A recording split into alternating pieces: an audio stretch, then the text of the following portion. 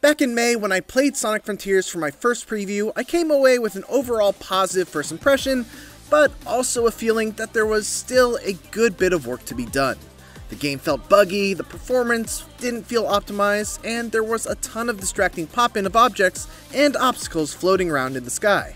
Here we are 5 months later, and I got a chance to go hands-on again with a PC build of Sonic Frontiers, this time for a full 6 hours to check out the first 3 islands in their entirety. And while a lot of those same issues I experienced the first time I played are still present, the pop-in and a handful of minor bugs, it is clear that a lot of work has gone into tightening up Sonic Frontiers' performance and polishing its visuals. Let me be clear, it is still an uneven experience, both visually and mechanically, but when my time was up and all I thought about was the disappointment of not being able to play more, that seemed like a good sign that Sonic Frontiers is in a pretty healthy spot heading into its imminent November 8th release.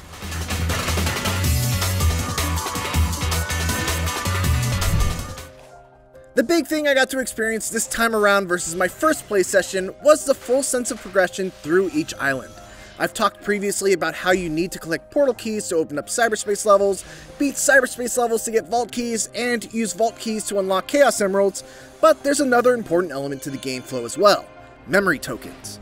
Each of the 3 islands was home to one of Sonic's friends who were trapped in cyberspace, and in order to try and free them, I needed to collect a ton of memory tokens. Typically, these are rewards for exploration in the open world, and they're the main reason you'll be looking out for springs, ramps, grind rails, speed boosters, and all other manner of gadgets that send you zooming through the world. Collecting and delivering these memory tokens back to your friend is one of the ways you'll progress Sonic Frontiers' story forward. Every time I made a delivery, I was rewarded with a cutscene between Sonic and his trapped friend that would shed a little bit of light on the mysterious Starfall Islands and the cute little native rock people known as Korons that inhabit it. There is a compelling mystery that serves as the heart of Sonic Frontiers' story, and I found myself very interested in seeing how it all unfolds, and even more interested in the dynamics between Sonic and each of his friends, which really takes center stage during these cutscenes. Each island has a story to tell, with each of Sonic's friends being a key player in how that story unfolds. I managed to clear the first island in my first 3 hours or so of playtime, and after a very cool boss battle that I can't and wouldn't want to spoil for you, I found myself on Aries Island, a desert-themed island that housed all new enemies, mini-bosses, cyberspace levels, and memory tokens. Here, I had to repeat the hunt for the Chaos Emeralds again. In that way, Sonic Frontiers is very formulaic. But the 3 islands I've explored so far were so different that I was happy to repeat the dance each time. The one weak point in this whole formula are the Guardian mini-boss battles, which are required in order to obtain the portal keys that unlock the cyberspace levels.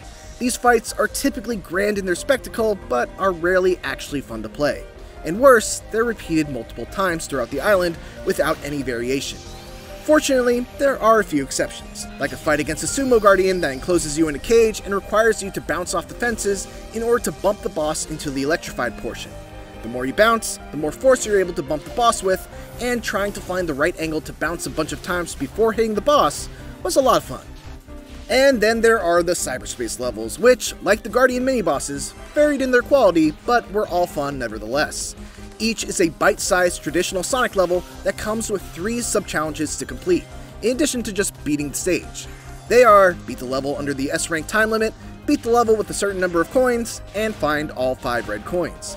Even though these stages are very short, even by Sonic standards, I found that the short length of each one actually lent itself well to how replayable they were. I would retry some of them for 10 or 15 minutes, trying to find the optimum path that would get me to the exit in time for the S-rank clear, or trying to find that last red coin, or simply to try and see all the different paths that level offered.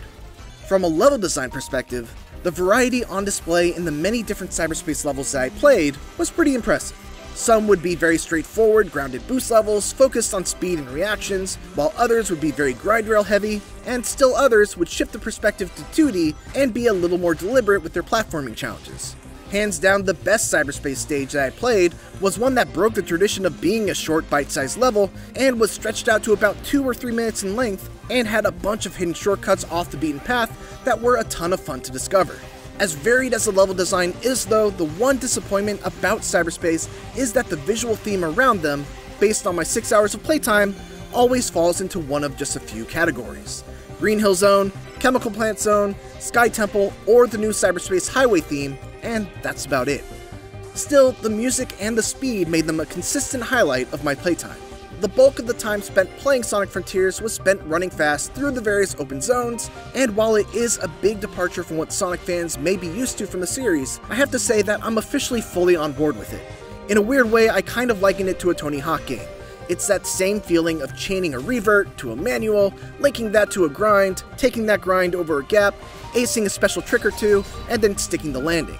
Sonic Frontiers has that same type of feeling of doing a bunch of cool things, one after the other, and linking them all together without breaking the flow. And when the flow does get broken, it feels pretty bad, but the more you play and the better you become at the game, the longer you're able to go without breaking that flow, leading to a really great feeling not just of power progression through the game mechanics, but also from your own skill. It's also worth mentioning that in the beginning of the game, Sonic does feel a bit slow in comparison to other games in the series. However, his speed can be leveled up all the way to level 99. The highest I got to was level 10, and considering he already felt pretty fast even at just that relatively low level, I can't imagine how fast he'll be at max level. Stay tuned for our full Sonic Frontiers review closer to launch, and if you want to see what I previously said about Sonic Frontiers, check out my previous preview. Also be sure to check out this look at gameplay from Chaos Island. And for everything else, keep it here on IGN.